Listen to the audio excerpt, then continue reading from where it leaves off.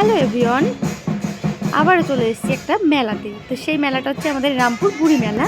তো সেই বুড়ি মেলাতে এসে ফার্স্টেই চলে এসেছি মানে বুড়িমার থানের সামনে। তো এখানে মুখোশ পরে সবাই নাচ করছে, তাই নাচ দেখতে এলাম আমি আর আমার মাম্মাম। তো আমার বরমশাই এখানে নেই, আমার বরমশাই ওর একটা বন্ধুর সঙ্গে একটু ওদিকে দেখা করতে গেল। তো তাই আমি আর মাম্মাম এখানে দাঁড়িয়ে ভিডিও দেখছি।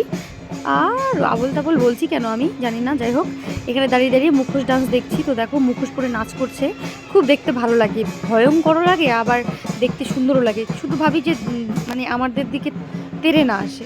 তো দেখো প্রচুর প্রচুর প্রচুর পরিমাণে ভিড়। তো এই পাশেও ভিড়, ওই পাশেও ভিড়। তারপরে ওদের নাচ হয়ে যাওয়ার পর এখন চলে এসছে হনুমানের দল। তো হনুমানের মুখোশ পরে সব নাচ করছে দেখো।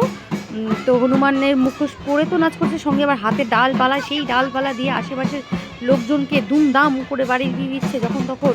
মানে নাচতে নাচতে ওরাও দেখতে পায় না, আর ওরা নিজের হুঁশেও থাকে না, তো সেই কারণে দুমদাম করে বাড়ি দিয়ে দেয়।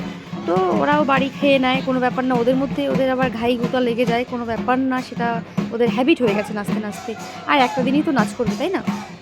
তো চলো, এটা হচ্ছে আমাদের বুড়ি মেলা। তোমাদের ভিতরটাও গিয়ে দেখাবো, ওখানে যখন আমি প্রণাম করব তখন তোমাদেরকে দেখাবো, হ্যাঁ, যে ভিতরে কোন ঠাকুরের পূজা হয়। একটা বুড়িমা আছে, আরও মুখোশ আছে, তো সেটাই তোমাদেরকে দেখাবো। দেখতে থাকো, আশা করছি ভালো লাগবে।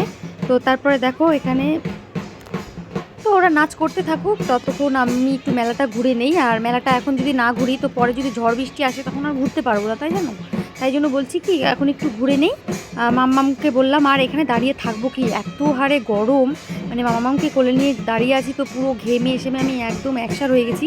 তাই এখানে থেকে আর নাচ দেখতে ভালো লাগছে না। মানে নাচগুলো দেখতে ভালো লাগছে, কিন্তু আর মানে গরমের জন্য দাঁড়িয়ে থাকার ইচ্ছে করছে না।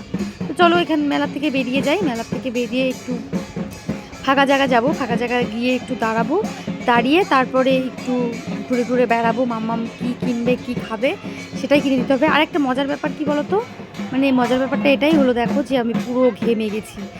মজার ব্যাপার না, এটা কষ্টের ব্যাপার। তো দেখো আমার অবস্থাটা, নাজেহাল হয়ে গেছি আমি।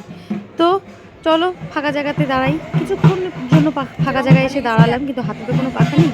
আর দেখো মেলাতে কতটা ভিড়। এখন যা দেখছো এর থেকেও একটু পরে আরও বেশি ভিড় হয়ে গেছিলো, তখন আমি উঠাতে পারিনি ভিডিওটা। আর এই যে আমাদের সেই বুড়িমার থান, এখানেই পুজো হয়। ওই যে দেখো বুড়িমা দাঁড়িয়ে আছে লাঠি নিয়ে, আর এই যে পরে এখানে একটা মুখোশ। তো কি বলবো, মেলায় আর কি ঘুরবো, চলো বাড়িতে যাই, বৃষ্টি হচ্ছে। আমার বরে কাক স্নান হয়ে গেছে।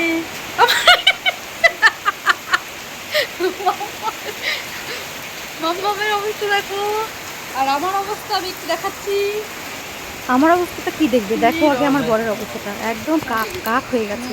আর এদিকে আমিও কাক হয়ে গেছি দেখো, একদম না আমি ময়ূর হয়ে গেছি, আমি কাক না। তো আমি ময়ূরের মতো হয়ে গেছি, ভিজে একেবারে পুরো মাথা মুখ চোখ সব কেমন হয়ে গেছে দেখো। তো যাই হোক, এরকমভাবে ভিজে ভিজে আসতে হলো। এই মেলা থেকে কোনোবারও আসিনি, এইবার ফার্স্ট টাইম শ্বশুরবাড়ি থেকে গেলাম আর ভিজে পুরে বাড়িতে আসলাম। তো আমার মেয়েও তো পুরো ভিজে গেছে, এখন এগুলো কাপড় চোপড় ছেড়ে মামাকে মুছিয়ে টুছিয়ে তারপরে খাবো। আর বাইরে দেখো প্রচুর পরিমাণে বৃষ্টি হচ্ছে, মানে এত জোরে জোরে বৃষ্টি হচ্ছিলো, যখন আমরা বাইকে করে আসছিলাম ঠাস ঠাস করে পড়ছিল। তো যাই হোক, আর বেশি ভ্যাট বকবো না। তো রাতের বেলা এসে তারপরে একটু শুয়ে পড়লাম, কাপড় চোপড় ছেড়ে তারপরে ভাত খেতে যাব। ভাত খাওয়া দাওয়া করে এসে তারপরে একটু মানে ঘুমাবো, গল্প সল্প করে নিয়ে ঘুমাবো। তো দেখো ওইদিকে মাম্মাম আর মাম্মামের বাবা এখানে মোবাইল দেখছে, আর আমি পিছন থেকে এসে আমি বললাম তোমরা কেন দেখছো, আমি একটু জয়েন হই। তো সবাই তাকাও, কটা ছবি তুলি। তো এরকম করেই আমাদের দিন চলে যায়, হাসি ঠাট্টা কান্না দুঃখ মজা হাসি সব কিছু দিয়ে, সব কিছুর মধ্যে দিয়ে জীবনটা কাটাচ্ছি। ঠিক আছে, তোমরা আশীর্বাদ করো, তাহলে আরও ভালোভাবে জীবনটা কাটাতে পারবো। টাটা, সবাই ভালো থেকো আর আমার ভিডিও দেখতে থাকো। টাটা।